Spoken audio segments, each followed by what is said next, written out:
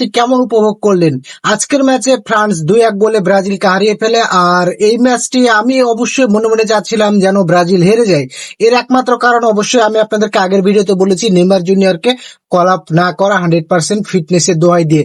নেইমারের পরিপূরক কি ব্রাজিলে আদৌ কেউ হতে পেরেছে? ভিনিসিয়াস বলেন বা অন্যান্য প্লেয়ার বলেন, কেউ কিন্তু নেইমারের পুরোপুরি আজ পর্যন্ত হতে পারে নাই এবং পারবেও না। কারণ ব্রাজিলের ইতিহাসে সব থেকে বেশি গোল করা প্লেয়ার নেইমার জুনিয়র। আর সে যদি দলে থাকে তাহলে দলের কিন্তু পারফরমেন্সটা একদম চেঞ্জ হয়ে যায়। আজকের ম্যাচে কি কি হয়েছিল চলুন এক নজরে দেখে নেওয়া যাক।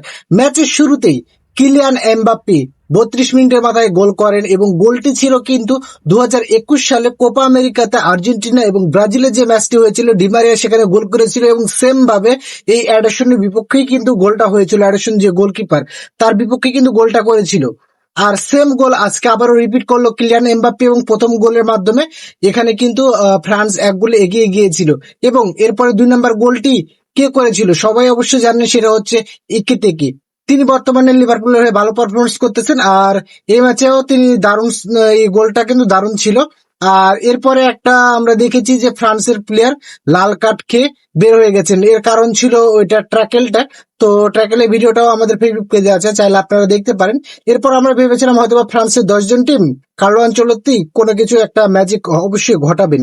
কিন্তু ভাই, এটা রিয়াল মাদ্রিদ না, এটা ব্রাজিল। এই টিমটা এখনো কিন্তু গোছালো না। আর এই টিমে নেইমার ছাড়া অবশ্যই টিম কিন্তু অন্ধকার দেখে। আর এজন্য আমার মনে হয় যে নেইমার জুনিয়রকে কল আপ করা উচিত ছিল। এরপর 10 জনের ব্রাজিল যখন ফ্রান্সের বিপক্ষে অ্যাটাক শুরু করে এবং এই অ্যাটাকের কিন্তু প্রথম পর্যায়ে গোলটা খেয়েছিল একিতিকের কাছ থেকে। এবং এরপরে যে ব্রাজিলের প্রথম গোলটা করেন সেটা হচ্ছে ব্রেমার। এখানে 2-3 বার হচ্ছে চান্স নেওয়ার পরে তারপরে কিন্তু এটা গোলটা হয়। প্রথমে ফ্রি কিক থেকে শটটা নেওয়া হয়েছিল এবং 2-3 বারের চান্সের পরে গোলটা হওয়ার পরে ব্রাজিল 2-1 গোলে হেরে যায় অবশ্য।